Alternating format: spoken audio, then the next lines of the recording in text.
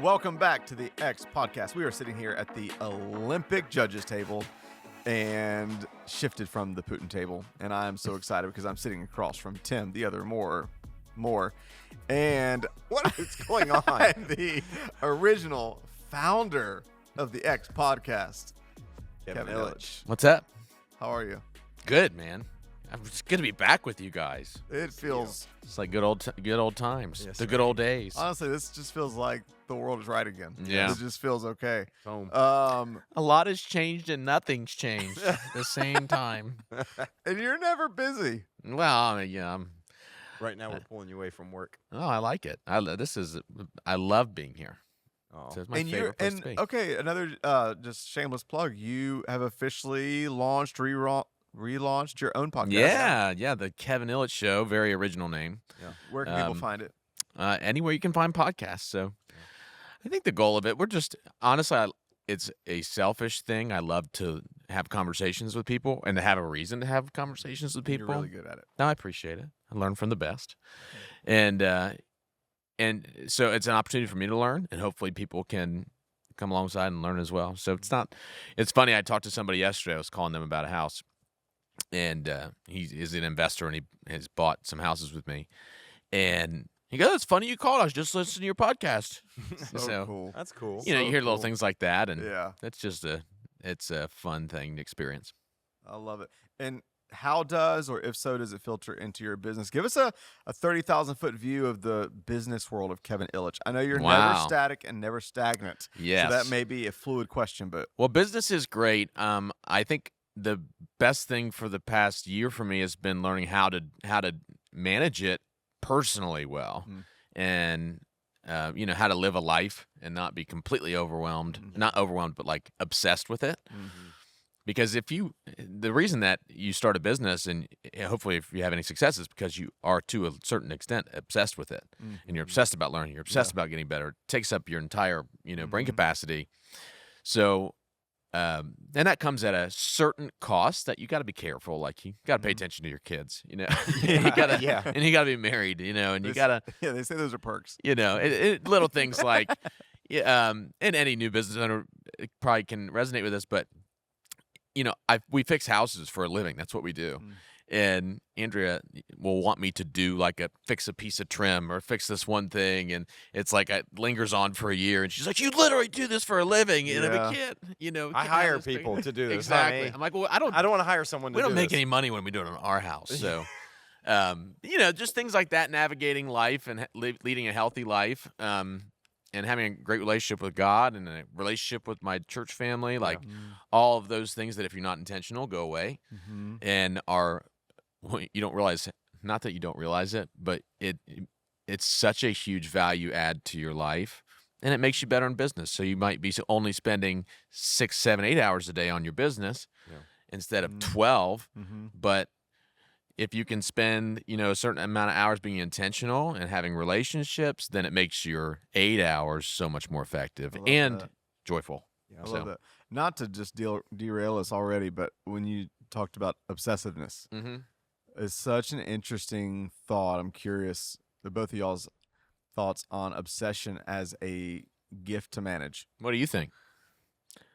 That obsession is a gift to manage. Well, or even use. So the reason I've been thinking about it is, in writing recently, I've noticed an embarrassing amount of paragraphs or sentences that probably if I go back through and calculate it, I've spent hours on single sentences.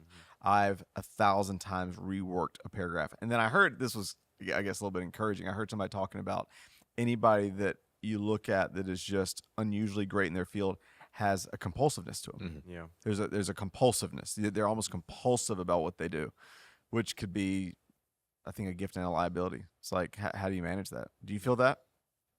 Yeah. I mean, there's certain aspects of what I do ministry that I think the way it bears out is it's never good enough. You can always do more. You can always do better. There's there's this never-ending drive inside of you, and I think there's some comparisons. In business, there's always another deal.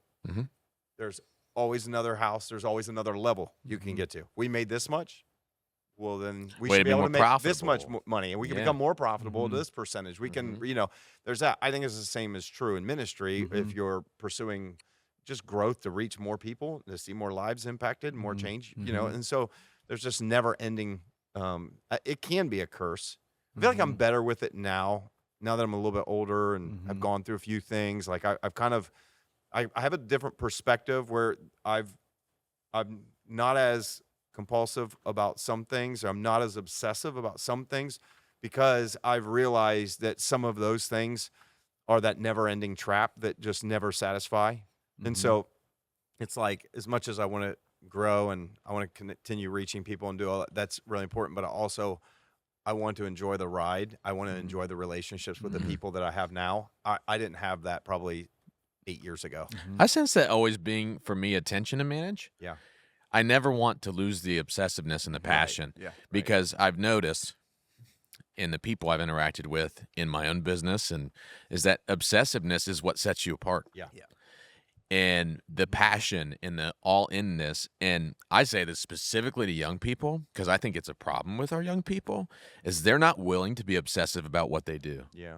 Like there is this, like if so agree. if you have an entry-level job, or, if you were an entry-level, employee at the church, or like an admin or an associate or whatever, it's like you will stand out so much if you care about what you do, even if you don't like directly benefit and reap the reward of success. And so people don't have a lot of endurance to be passionate. They're passionate for a moment, and they see people, like for us, we're very blessed that we every once in a while have a big check. You know what I mean? And if somebody sees a big check, it's like, oh, well, why did they get it and I don't get it? It's like, well, You don't see what they busted their butts to do for the last 6 months. Well, I don't know. Why is it you can do it too. You know, Yeah. if you were as obsessive as, Yeah. I don't mean to say it that way, but Yeah. if you were as obsessive as me, then you could do it too. Your wife's in the military. I don't know why. Is this one of the branches of the military that has this code? It's literally come to my mind. I saw it like in a movie trailer, but one of the branches of the military have this phrase that doesn't sound healthy, but I love it. It says anything worth doing is worth overdoing. Yeah. Yeah. What is That's that the Boy from? Scouts. I'm joking. I promise you that. I don't know if that's from But the I mili- love- I don't know if I- that's from the military or not. Oh, I don't Sounds know. like something like the like SEALs or something would do, but not an official branch of the military would do. I tell you what, here's what's rare to me about obsessiveness. I've been thinking about that a lot lately. It's funny you bring it up. Is that it's so what a rare gift to find someone who's as obsessed or as passionate about something as you are. Yeah.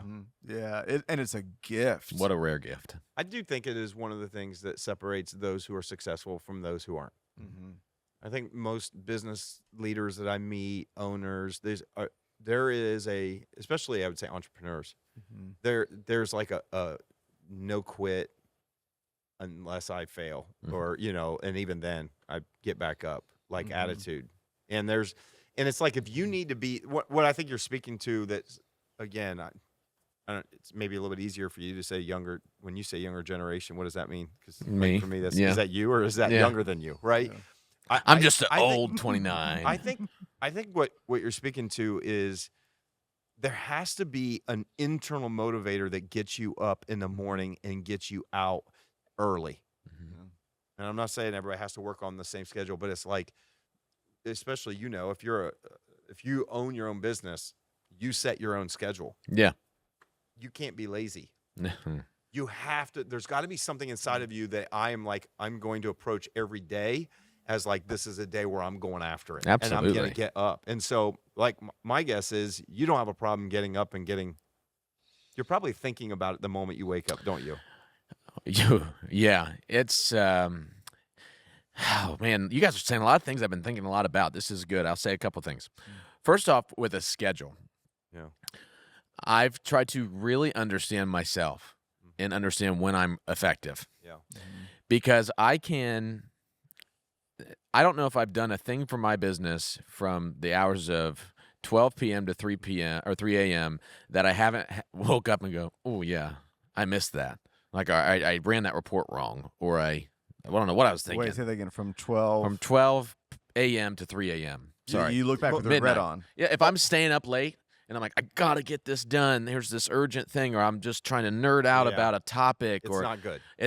I always wake up in the morning and go, What was oh, I thinking? Wait, but can I nuance that? Is it usually when you're having to like cram in clerical work, or because I could see you 12 a.m. inspiration hits and an epiphany hits. Yeah. I would say yes. I don't know how to put this. Sometimes the inspiration is how to do the clerical work better. So right now what I'm obsessed with is building systems around our big wins, right? So, okay, that was a big win. How do I have more of those and more consistently, right? And I don't know. I would just say this. For me, I like to stay up late and I like to wake up early. Those things don't exist together, you know? I just don't like to sleep, but I need it, right? So not the same way. It's not good. It's not a good practice. Yeah, it's horrible. And It's not I good. slept 3 hours last night. I mean, and I'm not saying that I'm But you know, have that Enneagram 8 energy. I feel like Yeah. that even when you don't sleep, you're on. Yeah, I think that I am on, and you have to be on. I guess I'm trying to find a way to say this succinctly. You just have to learn yourself, Yeah. and you have to be willing to do, 10 times the amount of work that you put 10 times the amount of effort in that you think you might in order to be successful. And so here I am, 2.5 years into doing real estate stuff, and I am learning every day. There are things I don't know, and there are strategies I haven't tapped into, and complacency would kill the business. Yeah. Straight up, it would kill the business. Yeah. And I don't know if my generation has an awareness of how much you have to put in. Do you think a lot of the unhappiness and depression and anxiety, can I say it this way? Do you think a lot of the younger generation is unhappy because they're living out of obligation instead of obsession? Yeah, I think that they're afraid of putting their whole self into something. What do you think? I mean, I don't know that I would say younger generation because I think that wasn't the point of this conversation Right. anyways, but I don't think younger generation don't have obsessions. I just don't know if those obsessions are always in the right focus. Yeah, I Yeah, do I think mean, that 'cause the I- word misses a little bit.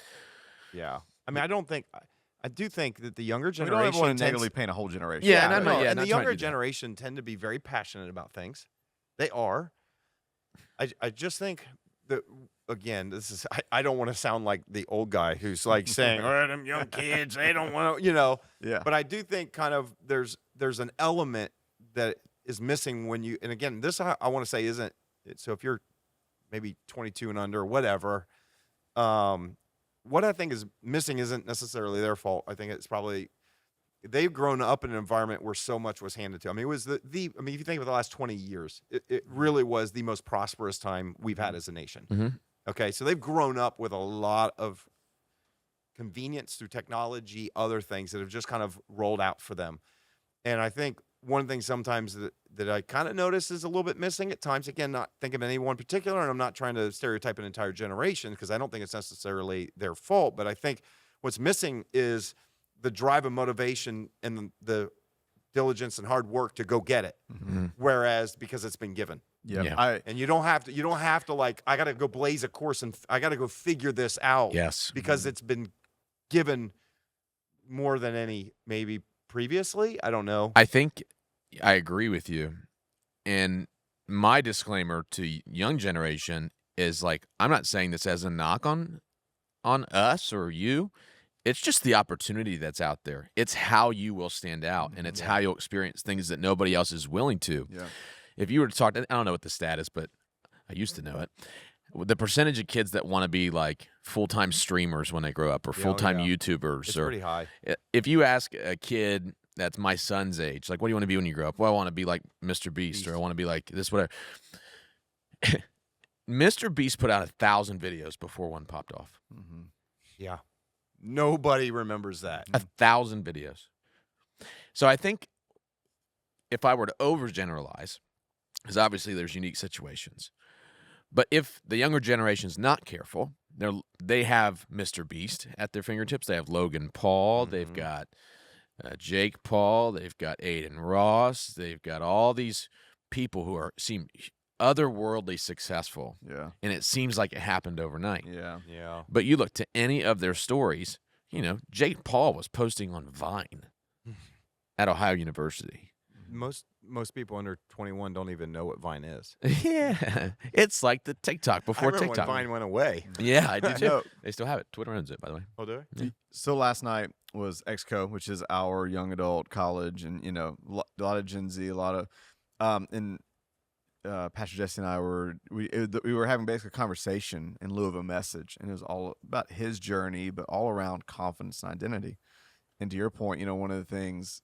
I just briefly read the passage from 1 Samuel 17, David taking on Goliath, and Saul's like, you can't take him on, and David's response was, your servant was keeping his father's flock, and then chased down a lion, then chased down a bear. The same God will give them to me.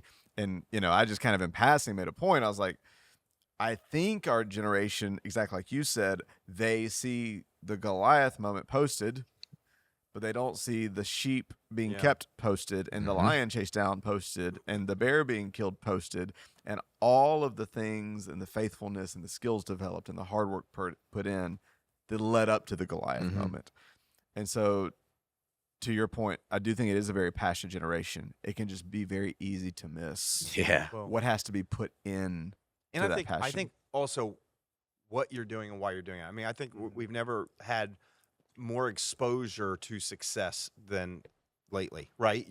Like you mentioned, all the YouTubers and the people that are Insta famous and everything. And so I think what you have is a lot of people trying to mimic their success. But I think mimicking someone else's success is not going to help you find purpose. True. Yep. Okay. Like you're going to go, okay, so they make videos and they act like this and they're successful. Well, yeah, but why did they start making videos in the first place, right? You got to kind of go back to, there needs to be a motivation or a drive behind it that is more meaningful than just, well, they have this many followers, they make money, these videos make this amount of money, right? That to me, that's not going to sustain. Yeah. And I think that's one of the things that maybe is a little bit missing. It's like, oh, I want to be a YouTuber. What? Because, well, it looks fun. They just sit around and interview people and they make millions of dollars. Yeah. And, I think what sometimes could be missing is what do you want to, how are you going to contribute to society? Yeah. And not just make corny videos. Yeah. No, that's Because, powerful. they might go viral on that. That's great, but you're going to feel empty inside. Like you need to have some type of, how are you adding?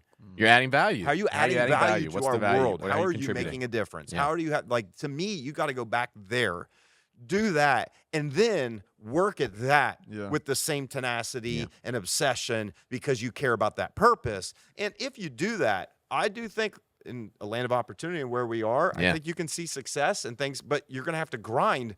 But I want to grind at something that has purpose. Yeah. I don't want to grind at what I'm looking at, which is some success or reaching this what many you're followers. seeing in people's lives is you're seeing the outcome markers. Yeah. And that's a great point because you're growing up, you just see something that looks nice and looks sexy, whatever, and it's just like, oh, that's what I want. And what I hear you saying is you need to go deeper than that. But why do you want it? Yeah. What is the actual deeper meaning behind that that's going to drive you? Because to be obsessive, there's got to be a really deep fuel. Yeah. There's got to be a really deep sense of drive that drives you towards that. That's deeper than money, Well, and deeper than fame. For every Mr. Beast and Logan Paul that's out there, okay, there's probably thousands, if not tens of thousands, of people trying to be YouTubers that don't make it. Like that, we don't hear that story. There's a lot of people. There are. I guarantee, because none of us hear of them. Well, There's tons of them. It's like the NBA version. Yeah. But he said none of us hear of them. But I think that here are the people that fail. So I agree with what you guys are saying to an extent. I think that I think we've been leading people astray if we said before you start, you have to have the mission, the vision, the purpose. Because like for me, an example, I started posting real estate content because I needed to make money. Okay. So I was like, well, how do I advertise with no money? I can't buy a billboard. I can't be on the back of a grocery cart. How do I advertise with no money? And so I just started posting as much video as I could personally and I'm not a video person, could put out, I did. And I did drone videos at first, and I did, here's me talking about how you can add value to your house at first, and then would walk through some properties that we had bought to flip, even though we only had one, and I'd walk through houses that I was showing and I didn't even have a client for, but I just wanted to show people that I was in houses. Like, I just did whatever I could to make money. And I'd post them and post them and post them, and about 89 posts in, I posted one video that had 34 million views since I posted it. It's crazy. Okay. Insane. And that one video has like unlocked whatever and made more people drive to my content. And now I'm in a spot where it's like, well, I do want to have like, what is the value I'm adding? Because you realize that if I'm adding value, then I'll get more engagement because more people are finding it helpful and more people are finding it. It's like, as a trim video, okay, I showed people how to install trim. I had somebody from church come up to me this weekend and go, look. And they installed my trim. That's awesome. And they're asking me specific questions. Yeah. And maybe that wasn't my intention, but I was just adding value. Here's a way you can do this. Yep. Looks nice. You can do it yourself. Yep. You know? And so sometimes you can figure out your value along the way. But I guess what I'm trying to say is, like, here's a story. I played baseball in high school, right? And I was very dedicated to it. And I never even like had a at bat in a college game, and I went to college to play. All right, I'd look back on that time of when I would go to the batting cage every single day in the summer times, and in the winter time I'd had a hitting coach that I'd go see, and every single day it was obsessive that I was trying to get better and better and better and better and better and better and better. I always thought about it. It was my dream. I want to play Major League Baseball. This is what I want to do. I want to play in college, and I was obsessed with it. And I draw back to that time more now than any other time. So sometimes you might just be passionate about doing the job you're doing and be obsessive about doing an amazing job and getting better. And you might have no clue what it's for. It might not be so you might try to be a YouTuber and learn these disciplines as you're a YouTuber. That might not be your end goal and your end purpose and what you break through at or whatever. And it might be in 10 years, 15 years.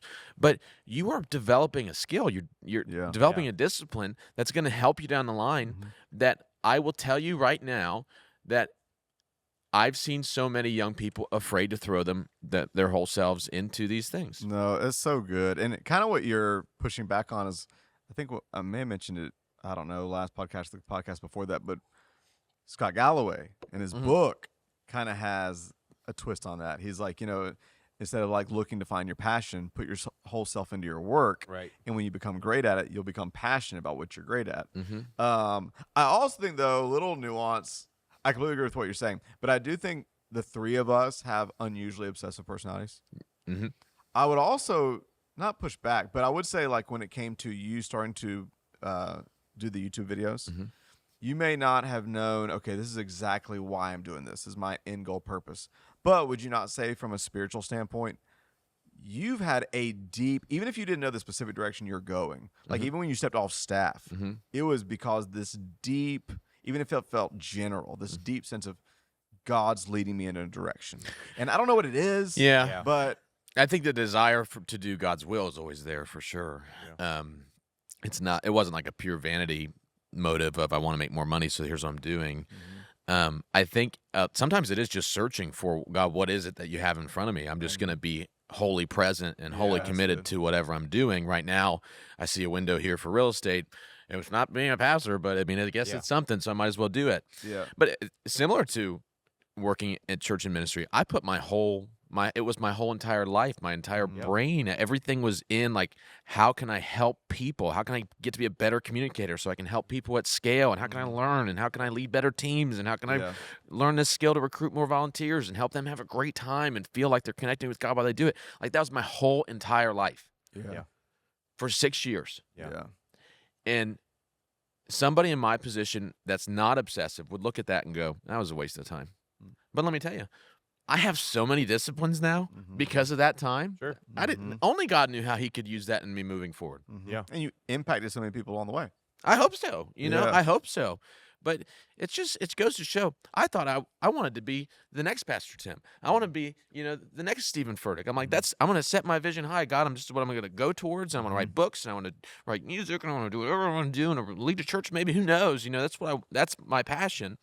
And then God moves you on, but just because that's not the right season for that, or doesn't mean anything other than God taught me so much. Yeah. He matured me so much. He helped me so much. Yeah. And like, what if I didn't take that seriously because I didn't think that was my, like, I just, oh, well. Yeah. And I feel like if you're a young person, you need to run from that at all costs. If you're a freaking bagging associate at Kroger, Yeah. be a great one. Yeah. Yeah. That's good. I love that. Because who shops at Kroger? People with money and with opportunities and with jobs. You treat them right. I guess there's a guy at Kroger gas station. I'm talking a lot, but I love it. But there's a guy at Kroger gas station right over here. I went there. I was super early one morning, which is rare for me. The nicest guy. It was like an experience to go to the gas station, and he remembers you. He'll go, "Hey man, good to see you. How's your wife doing? She was just in here last night. You have a great day."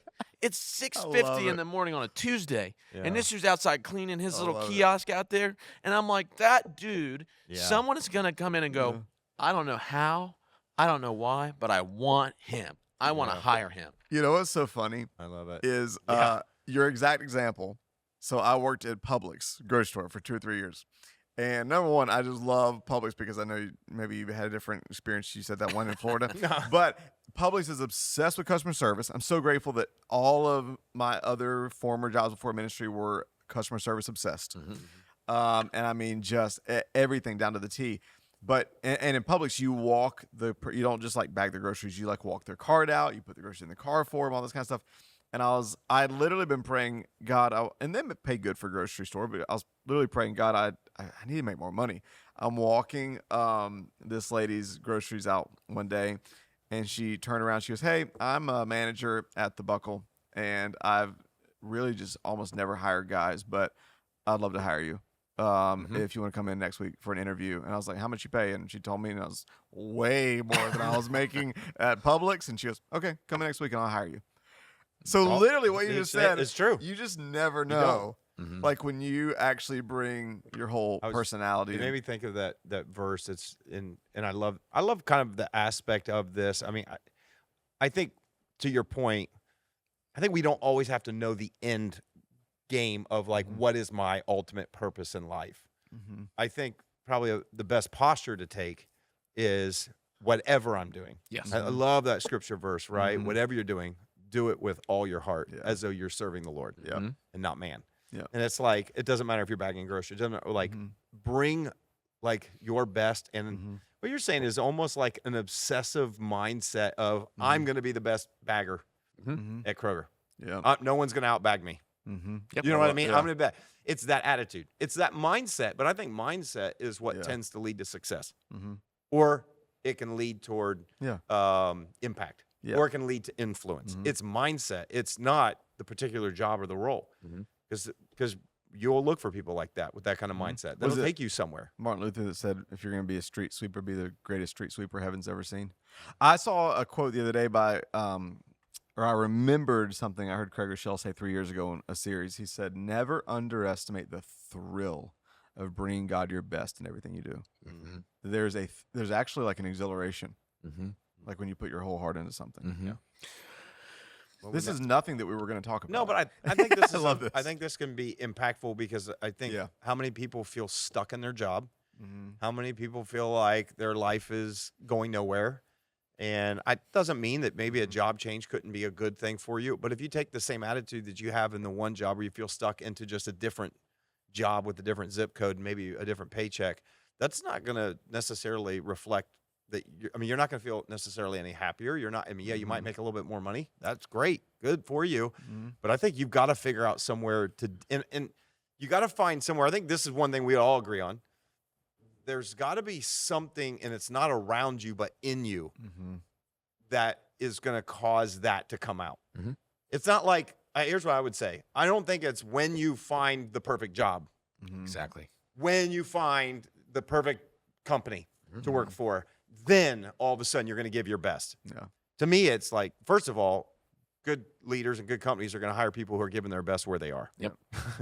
Because you're not going to show as giving your best when you go to interview or when you go whatever. And so I think there's got to be more of an internal motivator that's inside of us. And it doesn't have to be like, I mean, the one part I agree is like, I don't think we always know, like, okay, God, roll out the plan. What is my life supposed to look like? And I think in every season, I think purpose looks different in season. Yeah. Like, you know, and so I think it's kind of understanding. Well, one of the things we've talked about this on here is, how do I disconnect from my particular role and what I'm doing now, even in ministry, and look internal and go, yeah, but Tim, what is your life purpose? Yeah. But my only like still little nuance would be, maybe this is just for me. Yeah. Is because I completely agree. A lot of times you just don't know. And sometimes you think you know. Yeah. You're like, Sure. I know what I'm going to be. And then it's just 5 years from now, 10 years from now. But for me, when I say vision, deeper sense, it can even be as simple as what you just said of God beyond this video I'm posting. The vision of who I'm becoming in the season, the vision of I'm doing this for you, the vision, like it doesn't have to be, I know in 5 years from now, I'm going to be this. It could be something as simple. For me, I do always have to connect whatever little thing I'm doing to at least something bigger than me in terms of the person I'm becoming. No, it's Doing it definitely for God. I think that is the healthiest way to do it, the most helpful way to do it. Yeah. And I think we're all trying to say the same thing, but I think a lot about set apartness, holiness, right? Rarity, what makes people unique. And obviously there's an element to following Jesus and having the Holy Spirit inside you like that. That makes you unique in and of itself, right? And how that conveys is, how are you able to execute, to follow through, to pursue a passion when you don't feel like it?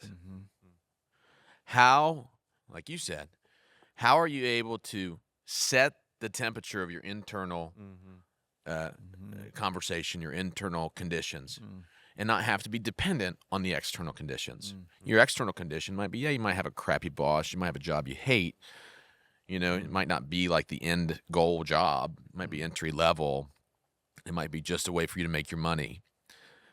But you can't let that affect your internal conditions. You bring your best. I watched Barack Obama there was a TikTok video, and he was talking about, he was like a message to young people. What will help you be set apart? Like, what will help you be successful? And he goes, there's a lot of people that can really eloquently describe problems. There's a lot of people that have a gift at talking for an ungodly amount of time about what things should change. And then there's a select few people who can step in and go, I'll take care of that. Be one of those people. That's good. And to me, that speaks to, are you willing to go against this idea of like, well, I'm just going to complain about my surroundings. I'm just going to complain about how that person makes it difficult for me to do my job. I'm just going to complain about how that person should tell me what to do every single day, every single hour. And I'm going to go, no, I'm just going to do it. I'm just going to have agency. I'm going to have motivation internally. My internal is going to be right to where I'm going to do the work. Okay, so I have a question for you. Can you take us into your internal world? Yeah. Tell me what you hear when the internal temperature is not good, and then what do you say to yourself? What are some of the? How do you recalibrate? My biggest like internal negative thing is like, you idiot, you fail, like you made the same mistake again, you lazy piece of crap. That's the internal thing. Yeah. So I think that my negative internal dialogue at its worst is taking failure as final, when really the biggest gift has been failure. And I can take everything that I could describe as a failure as what I've done, and see the fruit that's come from it. You know, I could get real specific. I won't on here, but I was just talking about something the other day. So, for example, we pay one of the really nuts and bolts part of my business Do is. you want to clarify just super quick what Yeah. you do? Yeah, so I'm in real estate. Basically, we deal in the trading of real estate. So we buy distressed properties from people who are urgent to sell, improve them, and sell them. Sometimes we will buy or could get a contract on a distressed piece of property. We have somebody who wants it more, they'll pay us for that contract. And we also help, traditional buyers and sellers buy and sell any real estate, commercial, residential. So we're basically in the trading of properties.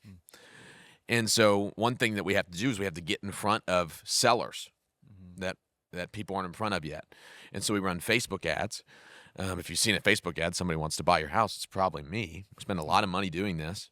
And to do that, you have to hone in the metrics and hone in your targets to make sure that you're getting leads that work.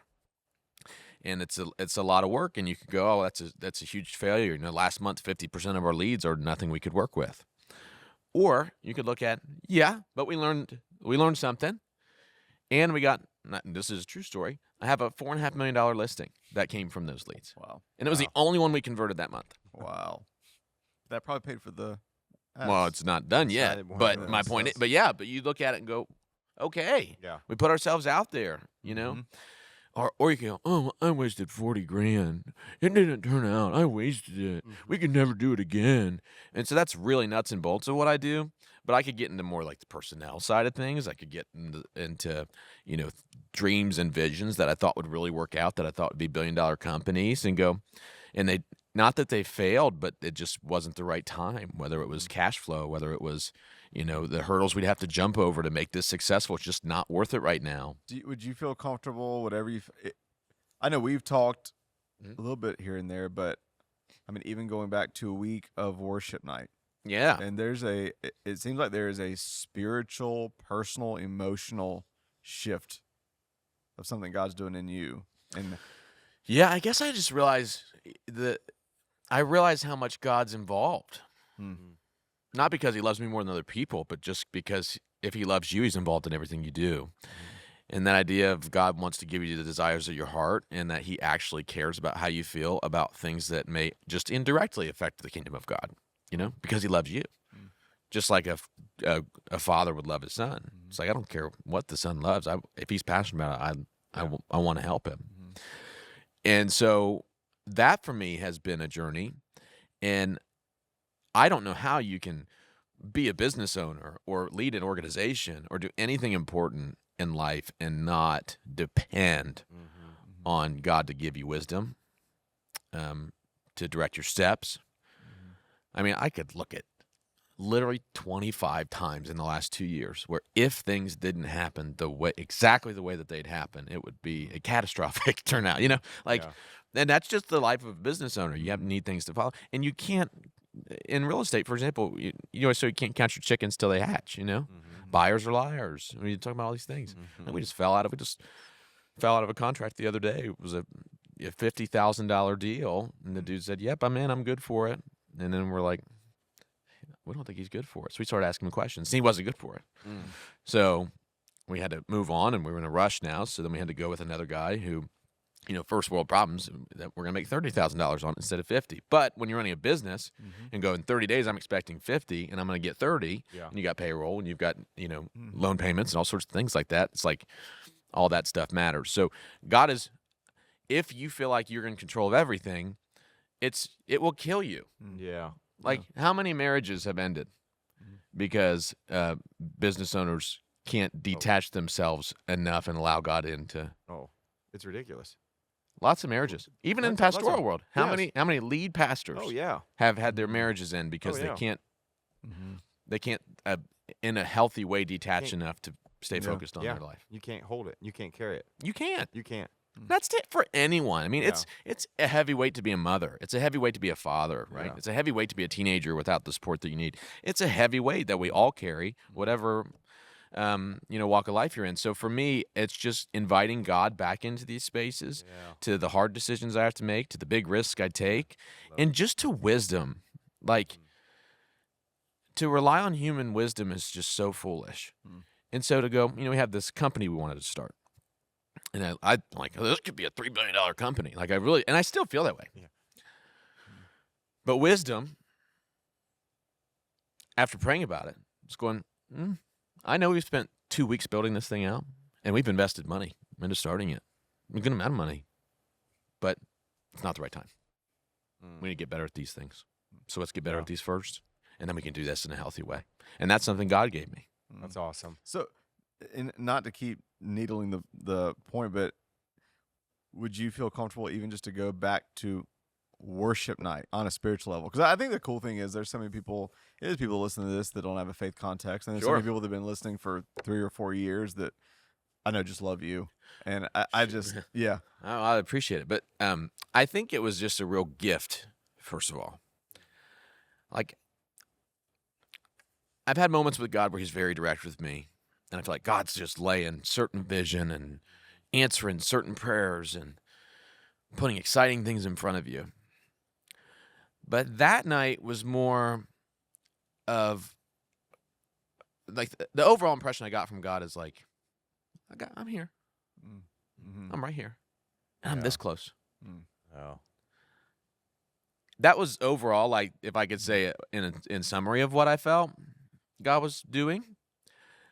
But there were so many like little tributaries that led to that one, thought of looking around and going, man, what a gift to lead worship with Pastor Trey and with Tucker and have Pastor Tim around, and just the how far our church has come in being able to steward moments like that and have the freedom to, follow the Spirit and worship. And then personally to have for God to give me the confidence to lead in the way that I felt like I led. I know I've never experienced myself doing that. It was unbelievable. Sometimes I get honored that God would use someone as broken as me to do things like that. Yeah. And honored that God would use my story in moments like that to help people, whether it be about lifting your hands during worship or whatever. And then you have like these narratives that go on while you're leading worship. You can look around, you see faces. Yeah.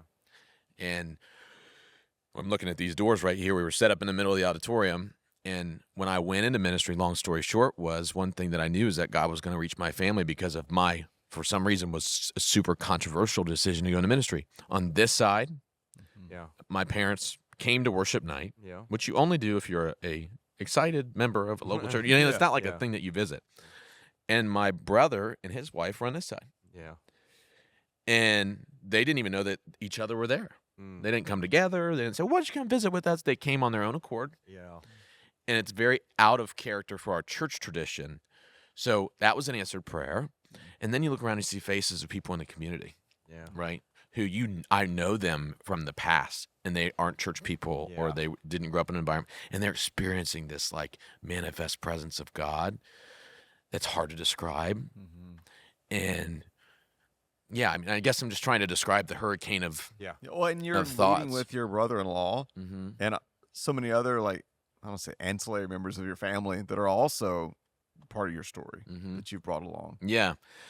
I'm just really thankful for them, like Pastor Trey and Tucker, because when I left staff at church, and I'm thankful for you guys too, but in that moment, it's like they would have had every reason to like be afraid that I was secretly mad at the church or secretly mad at the worship team, but they didn't. They just, and they were probably like, I know when people leave my company, I'm a little bit hurt. I'm a little bit like, that sucks, because you love each other, you love that.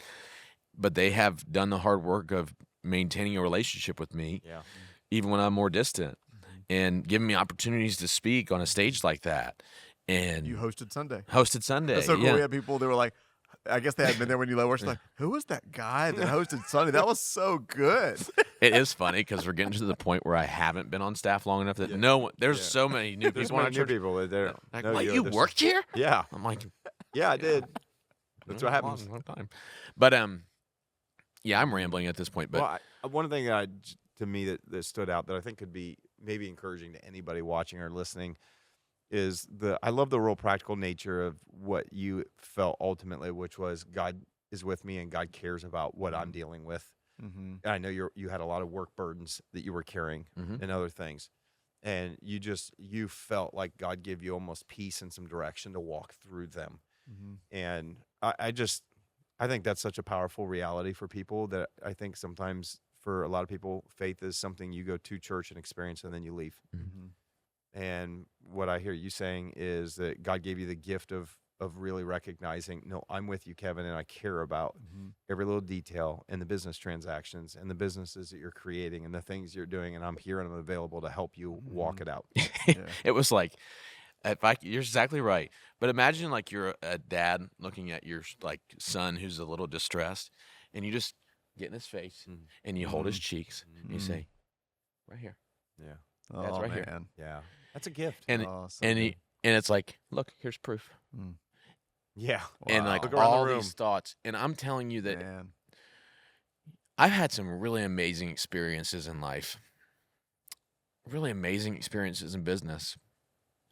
I've had really successful transactions and seen things that, like I've had checks that are 4 times what I made my first year Yeah. working in like my whole year's salary working at the church, and nothing is better than experiencing God's presence like that. Like I went home and I wasn't like, it's like a high, right? Mm-hmm. And it went on for days. Yeah. For days. Yeah. When I'm just trying to comb through, like, this is just amazing. Like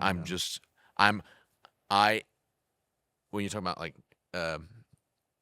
all the different names for God, right? Jehovah Jireh, like in one moment, God can just show you that that's what He is, Yeah. Man, and it shakes you.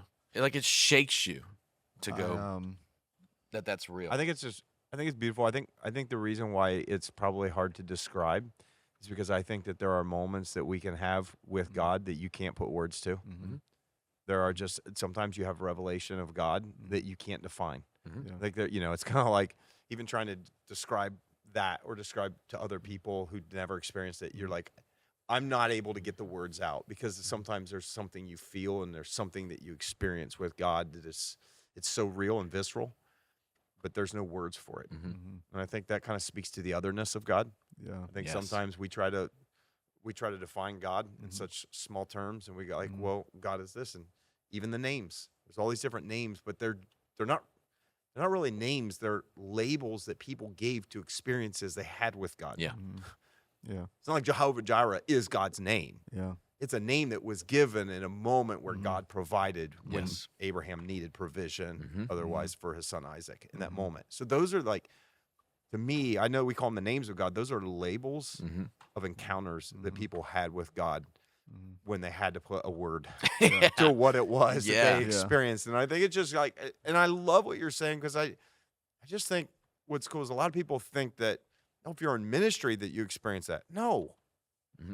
It's not a ministry thing. It's not, for pastors. It's not, for this. It's for everyone. It's for his sons, his daughters to be able to have encounters like that that can just let them know, I'm with you. Yeah. I'm with you, Kevin. And I don't have to be on church. I don't have to be on staff. I'm with you, Kevin, what you're doing. We I talked. think- Go ahead. Well, I was just gonna say, isn't it funny how, early on, and in a lot of people's faith, they think that experiences with God are a lot of times an input-output thing. Okay, if I read this many chapters of my Bible, or like God can't speak to me if I don't read my Bible today, or if I don't pray today, or and it becomes, I think, you hear it a lot. I did a lot of work in youth ministry, and it's a very common thing for young kids to struggle because we want them to get in their Bible, and we want them to pray, and we want them to be in worship with worship God in their personal time. But isn't it funny how the older I get, it's a gift to know that those things are a gift, but God's relationship with you is not dependent on that at all. I heard someone say this. I love this. I know we're getting really spiritual. I think it's so powerful for anybody listening. I know this is even just speaking to me. I heard someone say one time, 3 of the most powerful words you can ever say to the Holy Spirit is "I need you," and that often we need the Holy Spirit most when we deserve Him least. Yeah. And there is something about making yourself available, but then there's also just those moments when because then you look back, you're like, if you're anything like, because what you're describing is that performance roller coaster you get on. Yeah. And then sometimes like I'll have those incredible encounters, and like you said, it's the moments where I least expected it or quote unquote deserve it, and then my twisted mind tries to look back and say, what did I do? I must have done something right. And it's like, No, God just saw fit Yeah. Yep. in the middle of Yeah. my brokenness to visit me. Yeah. And he's always with me, but he visited me in a tangible way. Mhm. And I love what you said, because I think sometimes people do get caught up in emotionalism. But for me, a driving core conviction in my faith and in ministry is what you alluded to, which is that one moment in the presence of God can Yeah. change everything. Everything. And what's so cool and tangible about it is what's happening in you comes off of you. Because I didn't know until later how deep your encounter was, but I'm telling you, I'm out there. I'd walk to the other side. The moment you began, just before you went into the song, you began speaking. It washed over me. Yeah. That's all. I'll It not was- explain it. It was like, oh, something shifted Yeah. the moment you opened your mouth. Yeah. And It's weird because it was doing it to me too, and I wasn't playing, and it's this out of body experience where Yeah. you're. Yeah. It was almost felt what prophecy must feel like. You know, it's Yeah. like where I'm just. Yeah. A channel. it is You're just a crazy. channel, and you don't Yeah. realize that you disconnected. I'm having that conversation with Pastor Jesse last night, and he gets emotional. Mhm. And he starts talking about a moment, January 2019, where the Lancasters sat, we're all praying, and we try to be very careful with this language around here, but a prophetic moment happened. And he got emotional up there last night. He's like, and I look back and I realize everything I'm walking in right now is what was spoken in that moment. Yeah. What was prayed in that moment. Yeah. Wow. And I thought about this again recently. When you struggle sometimes to, if you're anything like me, like I want to hear God's voice. Mhm. What I've noticed is, and it's just like, it would be hard unless I'm on the phone with you. It'd be Mhm. hard for me to hear your voice unless I'm with you. Yeah. And I think in the same way with God, one of the best ways to hear God's voice most is to be in his presence nearest. Yeah. That is when his voice comes with his presence. And there is something synonymous, it seems like, that happens with the presence of God and the voice of God. Yeah, it's true. I've learned a lot of things, and we probably talked about this on a previous podcast, but I've learned a lot of things about how to follow Jesus as a layperson, right? As a non-pastor. Yeah. Because really, I mean, I only followed Jesus for about 8 months before I was on staff at a church. And 99% of the battle is to just get in the room. Mm. Just get in the room. Just get to the church. Yeah. Just open the Bible. Yeah. Yeah. Just crack it open. Get to Yeah. your chair where you read it. Yeah. You just turn on the worship song. Mm. Yeah. Just get it on. And I feel the same way about entrepreneurship too.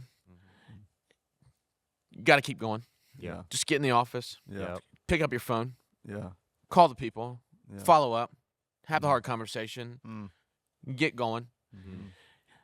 And there's a lot of parallels, I think. But what is the this thought came to my mind, but I can't recall the exact scripture, so I wanted to talk to my pastors about it.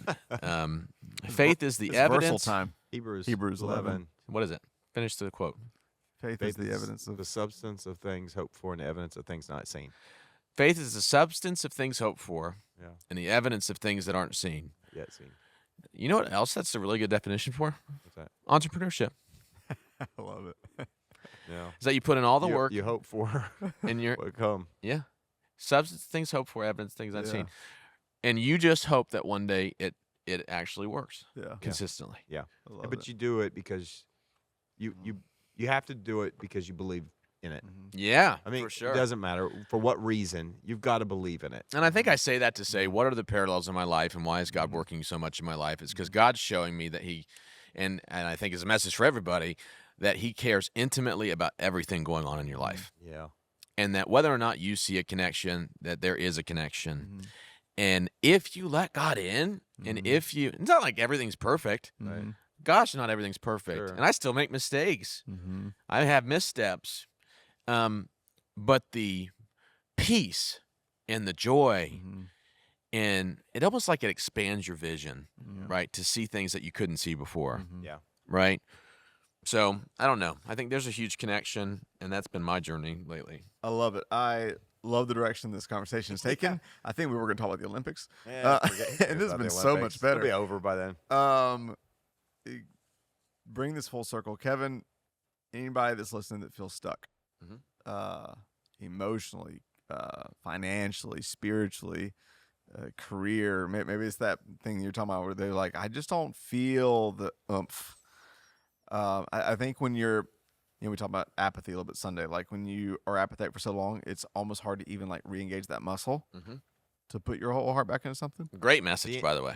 The energy needed to break inertia is so hard. Yes. It's just when you're stuck or you're not moving, the energy you need to start the rock moving is so much more force than once it gets started. Oh, I have so many places I want to. I know you're trying to wrap it up, so I'll try to be quiet. Well, put it in there. I will. Okay. So,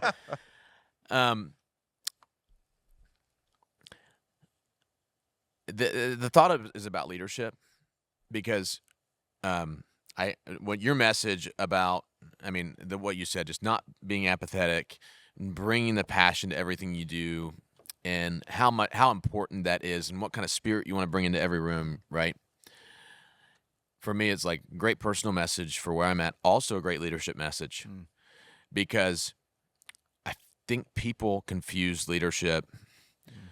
Everybody wants to be a leader. Nobody wants to do what it takes to be a leader. And people think that leadership is a set of skills, and it can be. People think that leadership is a mindset, and it is to an extent. I think leadership is an energy, because there is no two leaders that are the exact same way. But the first thing I noticed when I had people around me that looked to me as a leader, this is so silly, they started dressing like me. They looked to me for, when I wore, and I did this on purpose for a second, there's 4 weeks in a row where I wore jeans and a polo, and everybody started wearing jeans, And then there was another 4 weeks in a row where I wore joggers, and everybody wore joggers. And then I started wearing shorts, and some people wore shorts. And I'm not saying, and I don't think they're intentionally, these are very mature people who don't, like try to do things like that. But to me, it's like leadership is an aura you carry with you, right? Passion is an aura you carry with you. And I don't know. I guess I'm really passionate about telling young people like how these 1 degree things, right? These different intentions can set you apart so much. Like the opportunity is right there. What if I told you that if you knew for certain 1,000 YouTube videos in that you'd blow up? Sure. You'd start cranking out videos. And then what if I told you there's a possibility it would happen at 400? Right. And what if I told you there's a possibility it would happen at 89 like it did for me? It's like, you have no clue how close it is. And it's not just for young people, it's for anybody. If you want to start something new, go and like be the different person. Yeah. Well, when you said leadership, is it these things, and I agree, there's an energy that leaders carry, but I also think leadership is the willingness to show up every day. Yep. I think sometimes leadership is born in consistency. Because most people bow out. If you're the one who's just got the tenacity to show up every day, even when it's, I don't know how we're going to do this, but we got to figure out how to do it, and just showing up. And it goes back to that obsessive, that just, I don't know, that internal drive to just show up. I had somebody tell me that was on my team. They got mad at me like, well, why are you the one that's in charge? Why are you? And I said, because I started it. And I said, because you reached out to me and want to be on my team. Yeah. So I'm in charge. And I say this, it's like leadership is assumed. You can't exert fake leadership. No. Leaders have followers. Yeah. To me, point blank. All right, so I love the I don't know if this was a specific quote, right? And John Maxwell says leadership is looking behind you and there's people following you, right? Yes. But I always think leadership are people who are going somewhere, and then I think people will follow someone who's going somewhere. Yep. And so I think one thing to me when I think about you, and this is why I think you are a leader in anything you do, whether it's in ministry, other things, because you were a leader as well when you were here, is just you have to be that person who says, I'm going somewhere. Yep. At the end of the day, I'm going somewhere. I'm going to build this. I'm going to do this. I'm going to go. I'm going somewhere. And I think people will follow someone who's going somewhere. And if no one's following you, you may lack energy to be going somewhere. Yeah. Okay, so I'm gonna pretend that I'm Aaron McManus challenging Earl McManus. Yeah. Give the people listening that feel stuck and need to break out of the inertia 2 or 3 practical steps. What can they do? Break out. that feel stuck.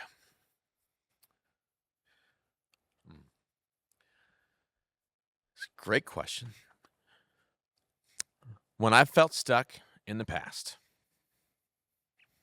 I have picked one thing that I just want to do or want to be and tried to do one discipline around it consistently. When I was in college, had a supernatural encounter with God, wanted to go into ministry, talk to other people in ministry, like, yeah, you're not ready. This is, you don't know what it is. Here's what a call to ministry is, whatever. There's about a, thankfully my time for waiting was short, but there was an 8-month period of time where I was just in the same context with a completely new mission. And I felt stuck. I felt like my calling was being ministry. And I was doing all the things. I was a history major, playing baseball. Everybody's out partying. Everybody's out drinking, right? At that time, I heard a story of someone who had a similar encounter as me, who felt like God had put on their heart that they needed to develop a skill that God could use to help build his kingdom. And his skill was learning how to play guitar. So he went and locked himself in his room and learned how to play the guitar. And then he led the band and one of the most successful Christian bands, whatever. But it started with him just locking himself in his room and learning guitar. I'm like, I could do that. So I went to the local North Canton music go-round, and I bought a $80 guitar. And they have all the classrooms open at nighttime. And I went to the classrooms and learned 4 chords to play, because that's all you need to know for worship music. I learned 4 chords to play, and I learned I tried to sing and play at the same time, which is really hard for somebody who's never played guitar. And that's what I did every Friday and Saturday night while everybody was out partying. I'd go to the rooms, and that's what I did. So I've got video of me. I love that. Learning how to do it. I'd never led worship. I never sang in front of people like that. And I didn't know if it would turn into anything. All I knew was I want to develop a skill, and who knows when it's ready, right? Or who knows if God will ever want me to use it. And then fast forward, I think it was 5 years, maybe 3 years before I ever led worship on a stage at a church. But when I did, I was ready. Yeah, so good. My first worship leading experience was when we had 2 campuses, and we had 2 male vocalists only. And the way we had things set up is that if a male vocalist couldn't sing, then we could not change it. Like, it was stuck the way it was. And one of them got sick one morning. I was at the other campus and said, hey, I know you've never done it, but can you come lead the experience? So I led a 4-song worship set, having never done it. And the only reason I was able to get through it is because of my time locking myself in a room with a guitar. So good. So I guess I would say, what's a skill that you can start developing that God might be able to use one day? I love that. That's so And at the good. end of the day, you're just giving God ammunition and go, hey, God, I'm prepared here. Yeah. I'm prepared here. Yeah. I'm prepared. Christine Kane always says, I write messages that I never preach. Yeah. She goes, I want to know that if the opportunity does come, I'm prepared. Yeah. I've got something. Yeah. So Yeah. that would so be my true. thing. Is love that, though. you stack up the ammunition for the amazing things God could do in your life. I love that. So good. It's good, man. It's been a rich conversation. Yeah. You know what? You guys got to invite me on more because I got a lot to say. This is fun. This is so fun. This is fun. Man, I don't want the plane to land. But We'll do another one. yeah, we'll do Let's another do one. another one with Do it. another right. one. We'll do this. Record another one. All right. By the way, we're coming up on episode 200. Isn't that nuts? Wow. Crazy. I think this is like 195 or something. You know, and just to add to that, I mean, I think when we started it, it was during COVID. Mhm. It's something we had talked about before. This is another platform. It's a different environment to have conversations, whether they're about faith or life and how they intersect. And I've just been surprised at times, I think we do this going, I think sometimes we'll walk away going, if no one ever listens, I don't care. I enjoyed the conversation that we had because it helps me think. It helps challenges me, and I love that aspect of it. But there's also been times when I've been really shocked and surprised by people who have said, hey, listening to the podcast, or I've had people that have never been to our church. My wife had someone that she's invited to church, and she just hasn't come yet with that, but then she would talk about the podcast. Oh, but I listen to the podcast all the time. Yeah. And I think, wow, it just blows my mind. And so, I just think that it's the consistency. I mean, one thing that we've just done is for almost 200 episodes is just show up every single week and have a conversation about something. And even if we feel like we don't have much to say, we try to have a conversation about something. You just don't know the one person that's impacted by it, or and how God might use it. Yeah. And so I guess it's kind of like even just this is showing up. Yes. Yeah. Show up at the table. Yeah. And we- see how God can use it. We've been shocked by some of the response that we've gotten from people. I think back to even when we first started, and I'm sure there's still moments, but times where I'm like, oh, I don't even know if I have the energy for a conversation, or it's been a tough morning, or what do I have to give? But then you show up at the table and you're just refreshed and replenished. And so I love that idea. Just show up. Show up. Get in the room. Yeah. Sounds like a good song. Get in the room. In the room. Man, okay. He's in the room. Well, thank you, as always, for joining this conversation. And let us know if you have any questions for Mr. Kevin. You'll hear our email in the outro. Encourage him if you run into him a Yeah. Sunday or whatever. If you're listening to this, just And if you need Tell a him. new home. Yeah, and if you like real estate, the Kevin Illich Show. I'm just You know, joking. yeah, Hit up the and Kevin check Illich out Show. the Kevin Illich Show anywhere that podcasts are streaming. Yeah, anywhere. platform. Spotify, Apple. YouTube, Spotify, Apple. And share it around. Until next week, we'll see you later. Hey guys, it's Russ. Thanks so much for listening. We really believe if we can get around tables instead of behind screens, if we can talk to each other instead of at each other, we can make the world better. To help us do that, here are a few things you can do to help. First, if you haven't yet, leave a review on Apple or Spotify and hit subscribe on YouTube. This helps more than you know. Also, if you have been impacted by the community out of which this podcast comes, that's X Church.